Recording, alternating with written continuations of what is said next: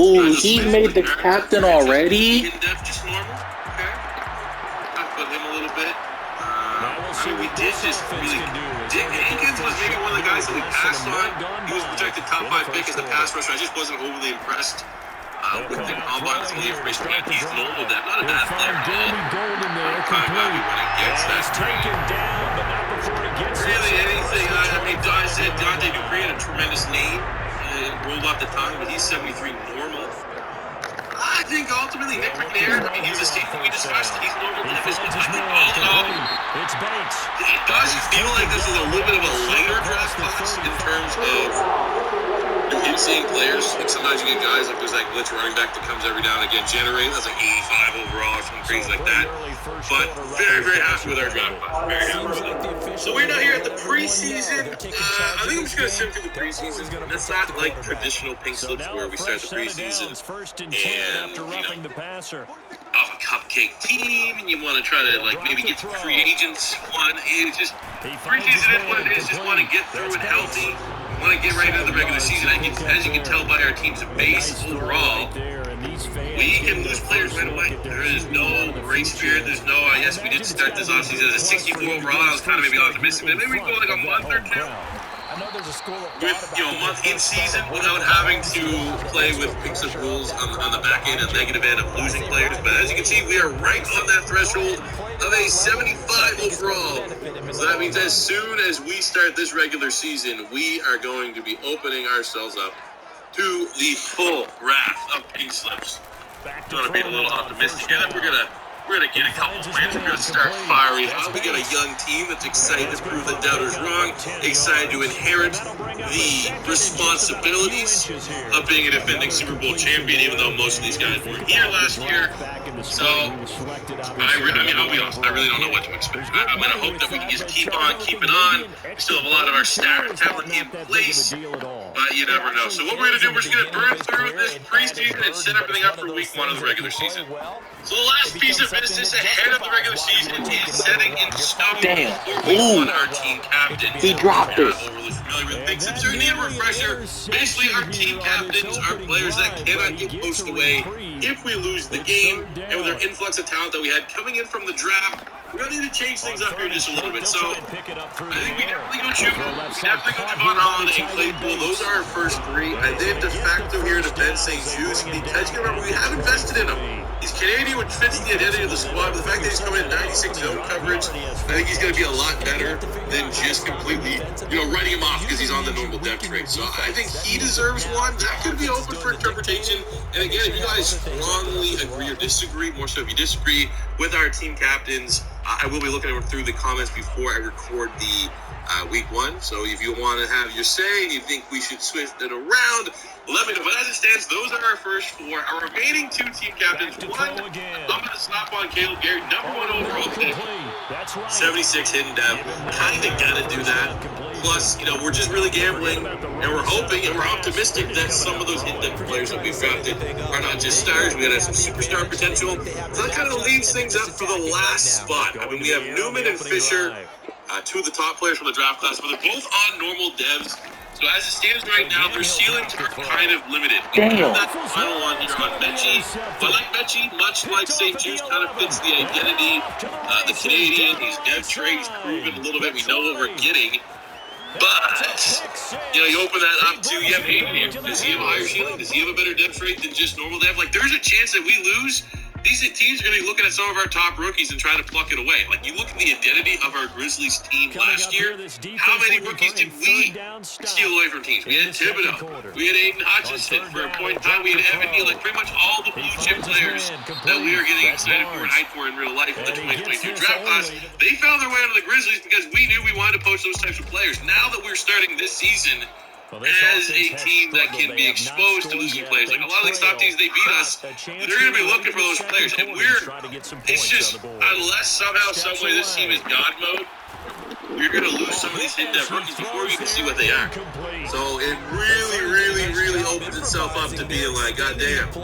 I mean, I think, point being, just to set our team captains in, I think you got to put it on the quarterback, right? Like, what if Womack's superstar and we let that walk? Like, I feel like for the time being, you just got to protect the valuable position. So we're going to protect our quarterback. We're going to protect the #1 overall selection.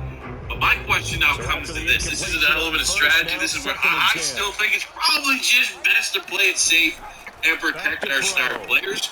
But there's also an idea that say, for right now, while we wait to see what the dev traits are, maybe we take it off Chuba. Maybe we take it off Javon Hall. Maybe we take it off souvenirs. Charles, obviously they want him to win games, but if they're looking at him, maybe we take it off St. Jude's, because if we get to a spot where we lose and these guys get poached, we're going to be getting a good player in return.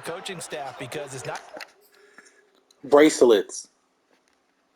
Versus taking those spots, freeing up and giving it to, Cooper Hayden, hidden depth player with some upside. We hope Tremont Woods, safety, with in case these guys are superstars, maybe protect them and then have this whole insurance to a certain degree that if we take off Chuba Hubbard and we lose.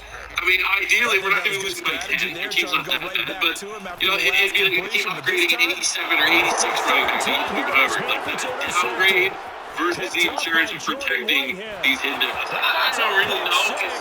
In my opinion, I think we can keep our team captains. We protect our best players because a tried, tested, and true method here in Pink Slips. Hope to God we don't lose that bad enough that we lose over hidden dev rookies and just kind of play with fire there, because it'd be dumb. For everything I just said about maybe taking the captain over top, it'd be dumb if we take, for example, we take the captain off Chuba Hubbard and we protect Hayden. Hayden ends up being a star depth tight end, and we just say, we lost our superstar, but hey, thank God we protected a guy that's, a solid rookie, but not one of the best players in the league. So that'll be up to you guys. Plenty of ideas, plenty of strategies for how to best set our team captains, but my plan is, unless we get some serious convincing, we just keep protecting our best players. But I really do think after these three, after Chuba, we can take it off St. Juice and give that to the tight end. We can kick it off St. Juice, give it to our safety. We can just protect for the depth trait, protect for the upside. You gotta remember, Gaddis here, another corner. He has a hidden depth trait. He can get poached away on top of a bunch of our linemen, which, for linemen, they are what they are. You never know, you might get a superstar lineman here between Ray Jones, who has the depth trait, and Chris Riddick has a depth trait. And both Riddicks have that. Are they related? We have Lorenzo Riddick. We have the Riddick brothers. They're going to be the second coming of, I can't brain fire this one. The Eagles had them. Sean Andrews and Stacey Andrews on the offense. To the Riddick brothers. My bad for not connecting that right now. But this is the offseason, fellas. We had a crazy draft. Sets up everything for episode 1. We open up at home against the Colts, on the road against the Browns. Another just quick fresh up. This is where our team stands. We got the Riddick Bros on either side of the O-line. Run another hidden depth Garrett City style, hidden depth tight end. Brand new quarterback, familiar faces at wide receiver. D-line. Not a lot of depth traits is what it is. You can only get there's only so many hidden depth players available in a draft. But I'm really excited. I want to see what this team can do. I think we have enough that we can rely on our run game. I think we're going to win some games. I don't think we're going to make the playoffs this year. But you never know. We strike gold. We win a couple big games, add a couple big-time players.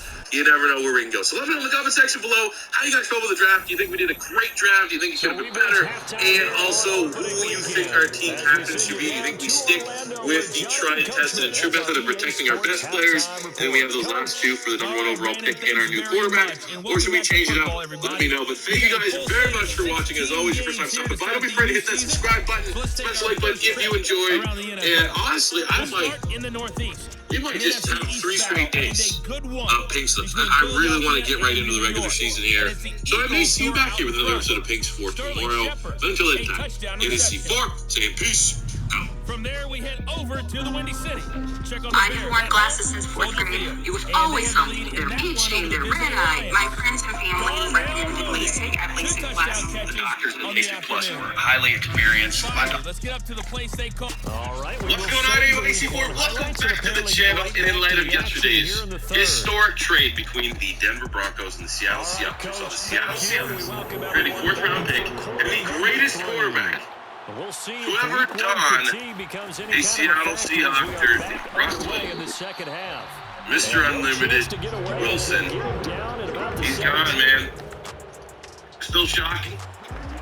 But, I don't want to say I'm excited for Denver because rinse and repeat for the Broncos. They just trade for an all-time quarterback, suck as soon as they're gone because they can't properly replace them, and then you just trade for another all-star quarterback. But also makes that division much more competitive. And as a neutral fan, seeing Denver be hot because they have a great roster, like Javonte Williams is a beast, wide receiver room is stacked. It's just going to be good from a neutral standpoint watching football. But you think that would be a fun rebuild, C4. Maybe seeing what Russell Wilson will look like on the Denver Broncos. Maybe. Also, about a week ago, did a career replay of Russell Wilson. He ended up going to the Denver Broncos organically, which was kind of weird in hindsight. So I feel like that's still a little fresh on the brain. The team that really intrigues me for a rebuild is the Seattle Seahawks. Got the picks. Got the 1 from Denver. We got 2 2s from Denver. We got a 5. What was it? 5 from Denver. The future first right there in 2023. We acquired Drew Lock for some reason. All right, we got Drew Lock. All right. We got Noah Fan at tight end, which is nice, even though there were some bodies at tight end already on the Seahawks roster.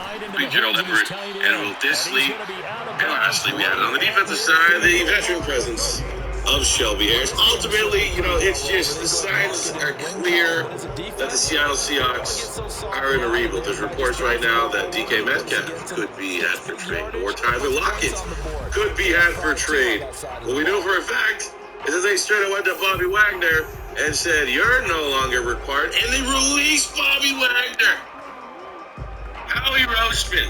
I know how, Bobby Wagner probably doesn't want to come from. I know he's not going to be signed on for the rebuild. We're still kind of going through for but at least try to bring in the old Bobby Wagner to Philadelphia. Even 31 years old, still going to give us 2 good years at linebacker.